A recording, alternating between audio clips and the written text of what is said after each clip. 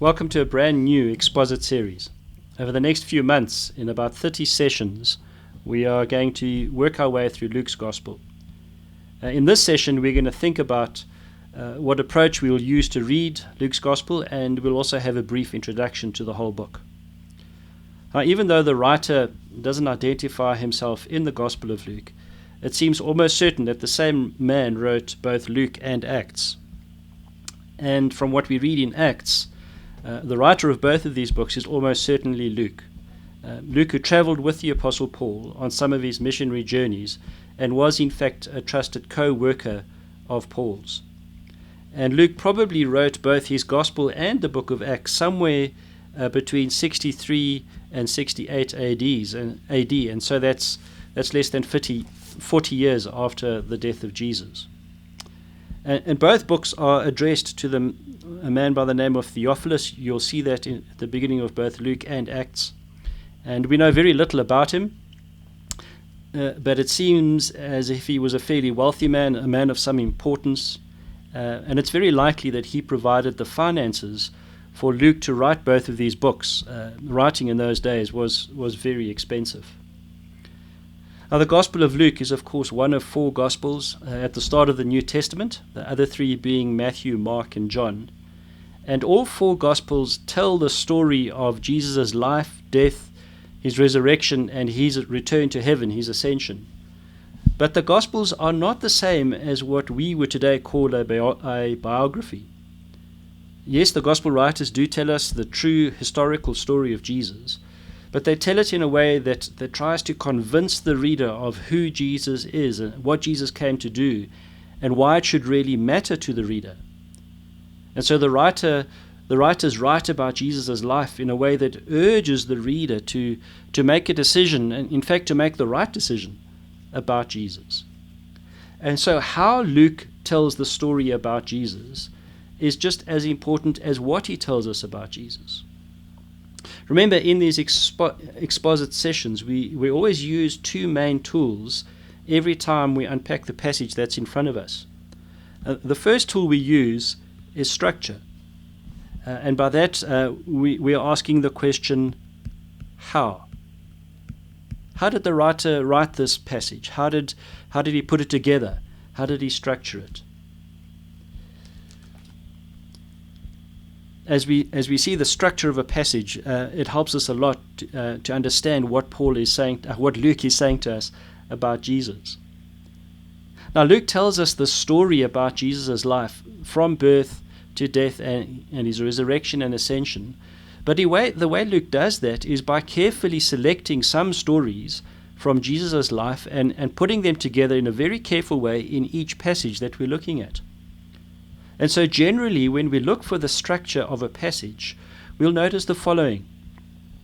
There will be a number of stories, 2 or 3, sometimes maybe even more stories, that Luke has put together in a particular passage.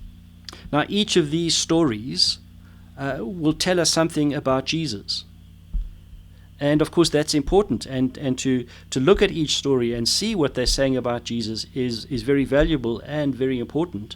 But just as important is the way that Luke has connected these stories, the way that he has put them together, the way that he has in a passage. That also tells us something about Jesus. Now, in the next 30 sessions or so, we're going to be reading through the whole of Luke, which has 24 chapters. So we're going to be dealing with long sections in each session, which means we can't dig into the detail of each and every one of these stories. Rather, what we're going to do in our sessions is we're going to focus more on how Luke does this, how Luke connects the stories, these 3 stories, and what that tells us about Jesus. And so in that way, we'll use the structure of each passage to see what Luke is telling us about Jesus. Now, of course, the other tool we use when we're unpacking a passage is purpose, and by that we mean the question, why? Why did Luke write this passage? when we understand why Luke writes what he says about Jesus, well, then we really begin to see why this passage matters to us today. Now, not only does each passage have a structure, but the whole book has a structure. And when we see how Luke has put the whole book together, that's also very, very helpful and very important in understanding what he's telling us about Jesus. And probably the most simplest and clearest structure in Luke's gospel is based around the travels of Jesus. That's how Luke seems to tell the story of Jesus. He follows Jesus' movements, Jesus' travels. And so you will see the following 5 major sections in Luke's gospel, and each one of these sections has a main focus. So the first section is the prologue or the introduction. It's just the first 4 verses of chapter 1. And in this section, Luke introduces his gospel. He explains why he wrote it and also how he went about writing it. And we'll look at that in the next session. The next big section in Luke's gospel is all about the birth of John and Jesus. It goes from Luke chapter 1 verse 5 all the way to the end of chapter 2. And Jesus, of course, is the main character, but John the Baptist plays a very important role in introducing us to Jesus. And so we'll see how Luke includes him in the story. And also important in this section is how Luke begins to make it very, very obvious that Jesus fulfills all the Old Testament promises that God has made. The next big section is in Luke chapter 3, and it goes all the way to chapter 9, verse 50. And this is when Luke follows Jesus' ministry in Galilee. And the main focus of this section is Jesus proclaiming the arrival of God's kingdom. And so Luke writes mostly here about Jesus' miracles, and there's also a lot of his teaching in this section. The fourth big section is when Jesus is finally on his way to Jerusalem for the very last time. And that's from Luke chapter 9, verse 51 to chapter 19, verse 44. In many ways, this is the central section of the gospel where Jesus deliberately makes his way to Jerusalem for the last time because what is awaiting him there is the cross. And the 2 main features of this section are firstly how Jesus is increasingly rejected by the Jewish religious leaders of his day, and Jesus at the same time teaches what it means to follow him. And then the final major section is chapter 19, verse 45 to the end of chapter 24, where Jesus is finally in Jerusalem for the last time. And these are the last few days of his life, where Jesus is crucified, and 3 days later he rises from the dead and then returns to heaven a few weeks after that.